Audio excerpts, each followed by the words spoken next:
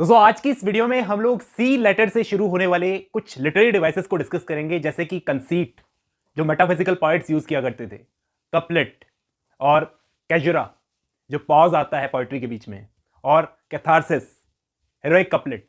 तो ये वीडियो बहुत ही इंपॉर्टेंट होने वाली है। चलिए शुरू करते हैं, मिलता हूं इस वीडियो के एंड में। दोस्तों मैं आपको इस वीडियो में कंसीट समझाने की कोशिश करूंगा कि इंग्लिश लिटरेचर में ये कंसीट क्या होता है। ये एक टाइप का फैंसी मेटाफर होता है। मेटाफर के बारे में आप सबको पता होगा, आपने सुना होगा। मेटाफर क्या होता है? दो चीज़ों का कंपैरिजन। लेकिन ये एक टाइप का फैंसी मेटाफर होता है। इसमें दो ऐसी चीज़ों का कंपैरिजन किया जाता है जिनका दूर दूर तक कोई लिंक नहीं होता। जैसे इंग्लिश पोएट जॉन डन ने एक पोएम लिखी है वैलेडिक्शन, फॉरबिडिंग मॉर्निंग, जिसमें वो दो लवर्स का कंपैरिजन कंपास के दो पैरों के साथ में करते हैं। देखो, स्कॉलर्स ने क्लासिकली कंसीट को दो टाइप्स में डिवाइड किया है। एक होते हैं पेट्रार्कन कंसीट्स, जो आपको पेट्रार्कन सोनेट्स में देखने को मिलेंगे, शेक्सपियरियन सोनेट्स में देखने को मिलेंगे। और दूसरे होते हैं मेटाफिजिकल कंसीट, जो आपको जॉन डन और उनके फॉलोअर्स की पोएट्री में देखने को मिलेंगे। तो इससे हमें ये तो अंदाज़ा लग जाता है कि कंसीट आया तो पेट्रार्क से ही है, क्योंकि मेटाफिजिकल पोएट्स पेट्रार्क से बहुत बाद में आए थे। पेट्रार्क बहुत पहले के पोएट थे। तो इससे हमें ये तो अंदाज़ा लगता है कि कंसीट का पहले यूज़ पेट्रार्क ने करना शुरू कर दिया था, काफ़ी पहले। लेकिन वो अपनी पोएम्स में लवर्स का कंपैरिजन नेचर के खूबसूरत ऑब्जेक्ट से करते थे, जैसे सूरज हो गया, चंदा हो गया, ऐसी सब चीज़ों से। लेकिन तब तक कंसीट की नेगेटिव इमेज मार्केट में नहीं बनी थी। 14th-15th सेंचुरी की बात कर रहा हूँ, जब पेट्रार्क को ट्रांसलेट किया गया इंग्लिश पोएट्री में, तो उनका कंसीट नाम का डिवाइस भी आ गया इंग्लिश लैंग्वेज में जब ट्रांसलेट किया गया। लेकिन 17th सेंचुरी के मेटाफिजिकल ग्रुप के हाथ में जब ये लगा कंसीट नाम का डिवाइस, तो इन्होंने इसका ओवर यूज़ करना शुरू कर दिया। ओवर यूज़ किया तो किया, लेकिन इसमें ज़्यादा इनोवेशंस नहीं हुए दोस्तों। तो एक नेगेटिव इमेज बन गई कंसीट की कि ये तो एक ऐसे टाइप का कंपैरिजन है जो फैंसी है, और ये धीरे धीरे करते करते आउट ऑफ ट्रेंड हो गए मार्केट से। मैं आपको सिंपल से सिंपल लैंग्वेज में समझाने की कोशिश कर रहा हूँ। मैं आपको एक और एग्जांपल देके समझाता हूँ। जैसे पेट्रार्क और शेक्सपियर अगर कंसीट का यूज़ करेंगे तो वो कैसे करेंगे? वो खूबसूरत लड़की की आंखों का कंपैरिजन सूरज से करेंगे। तो ये चीज़ समझ में आती है कि कंसीट एक लेवल में यूज़ हो रहा है। जैसे स्पेंसर ने अपनी एपिथेलियमन नाम की जो पोएम है, उसके अंदर बिलवड के चीक्स का कंपैरिजन एप्पल के साथ में किया है।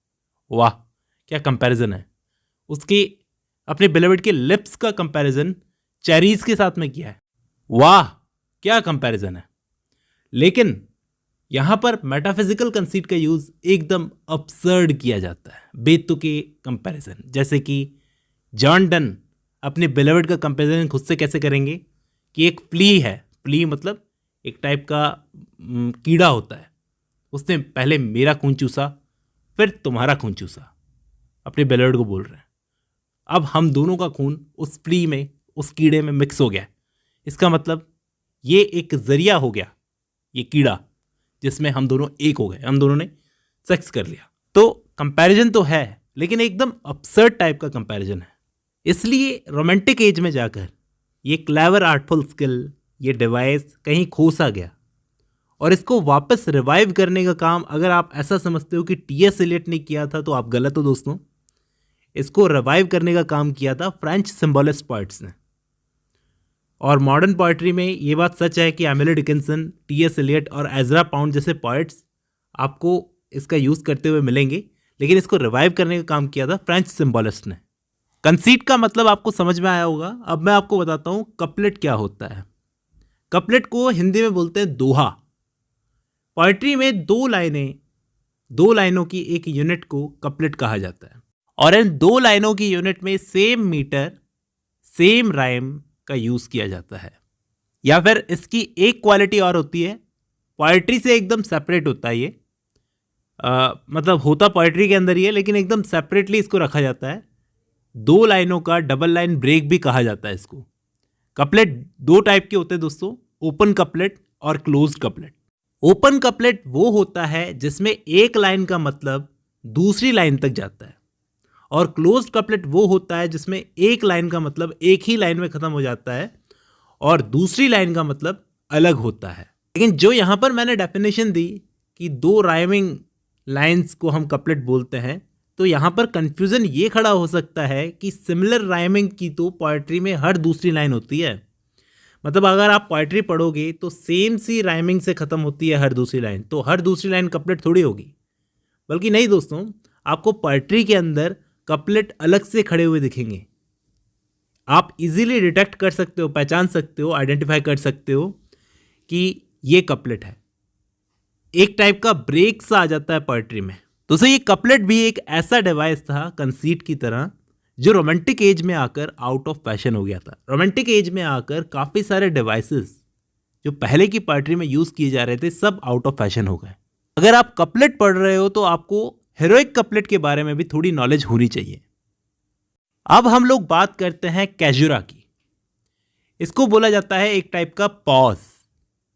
पोएट्री में जो हम लाइन लिखते हैं तो लाइनों के बीच में पॉज आते हैं ना, जैसे कॉमा लगा दिया, डैश लगा दिया, तो इसको हम बोलते हैं कैजुरा। पोएट्री में कैजुरा आ गया। और ज़रूरी नहीं है कि ये पॉज पोएट्री के एकदम बीचों बीच आएगा। फर्स्ट वर्ड के बाद और लास्ट वर्ड से पहले ये पॉज कहीं भी आ सकता है, कितनी भी बार आ सकता है।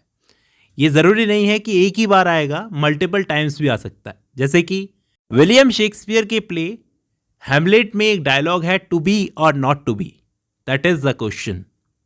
तो यहाँ पर 2 बार पॉजेज आए हैं, आपने अगर नोट किए हो तो। टू बी के बीच में ये जो कॉमा है इसको कहा जाता है कैजुरा, और ये दैट इज़ द क्वेश्चन के पहले ये है, इसको भी कैजुरा ही कहा जाएगा। तो 2 टाइम पॉज आए हैं, तो यहाँ पर इस लाइन में 2 पॉजेज हैं, मतलब 2 कैजुरा हैं। एक ही लाइन में मल्टीपल टाइम्स इसको यूज़ किया गया है, एक से ज़्यादा बार यूज़ किया गया है। कैथारसिस, एरिस्टोटल ने इस टर्म को कॉइन आउट किया था। ये वर्ड निकल कर आया है एक ग्रीक वर्ड कैथेरियन से, जिसका मतलब होता है पर्ज, या कहें कि क्लीन करना। अब आप सोचोगे किस चीज़ को क्लीन करना और किस चीज़ से क्लीन करना। तो जब कोई ऑडियंस बैठ के कोई ड्रामेटिक ट्रेजेडी देखती है तो उस वक्त वो मेन कैरेक्टर के प्रति बहुत ज़्यादा इमोशंस फील करती है। मेनली 2 टाइप के इमोशंस, पिटी और फियर। और उस ट्रेजेडी को देखने से उनके खुद के कैरेक्टर्स में कुछ बदलाव आते हैं, जिसे कैथारसिस कहा जाता है। ये एक छोटी सी डेफिनेशन थी कैथारसिस पर। अब मैं आपको डिटेल से समझाने की कोशिश करता हूं कि एरिस्टोटल ने इस कैथारसिस के बारे में क्या कहा है। एरिस्टोटल ने कहा है, जब उनके सामने ड्रामा चल रहा होता है, जिसे एक्टर्स परफॉर्म कर रहे होते हैं, उस वक्त ऑडियंस सेम इमोशंस फील करती है जो मेन कैरेक्टर्स के साथ में हो रहे होते हैं, और उन्हीं इमोशंस के थ्रू ऑडियंस कुछ बेटर चीज़ें सीख सकती है अपनी लाइफ में उतारने के लिए, कि हमें अपनी ज़िंदगी में क्या करना चाहिए और क्या नहीं करना चाहिए, क्योंकि उन्हें उस ड्रामा को देखते वक्त उस मेन कैरेक्टर से बहुत स्ट्रांगली अटैचमेंट हो जाता है। और ये कैथारसिस सिर्फ ड्रामा में नहीं पाया जाता, नोवेल्स के अंदर भी पाया जाता है। जैसे इमेजिन करो, एक किताब है जिसके अंदर एक लड़का है जिसने कैंसर की वजह से अपनी माँ को खो दिया। अब एक रीडर है जो इस किताब को पढ़ रहा है, उसने भी कभी पास्ट में मान लो किसी फ्रेंड या फैमिली मेंबर को कैंसर से खोया होगा, तो वो इस किताब से डीपली अटैच हो जाएगा। इसे ही कहा जाता है कैथारसिस। यानी ऐसी सेम सिचुएशन जिसमें रीडर या व्यूअर खुद उस किताब को पढ़ते पढ़ते या उस चीज़ को देखते देखते उस कैरेक्टर के गुस्से को, उस कैरेक्टर के हर इमोशन को, चाहे वो दुख हो, गुस्सा हो, सबको अपना मानने लगे, उसे ही कैथारसिस कहा जाता है। आई होप आपको ये वीडियो पसंद आई होगी दोस्तों। आज की इस वीडियो में बस इतना ही। अब जब आपने ये वीडियो खत्म कर ली है तो मैं उम्मीद करता हूं आपको ये वीडियो समझ में आई होगी दोस्तों। फिलहाल आज की इस वीडियो में बस इतना ही। मिलता हूं नेक्स्ट वीडियो में।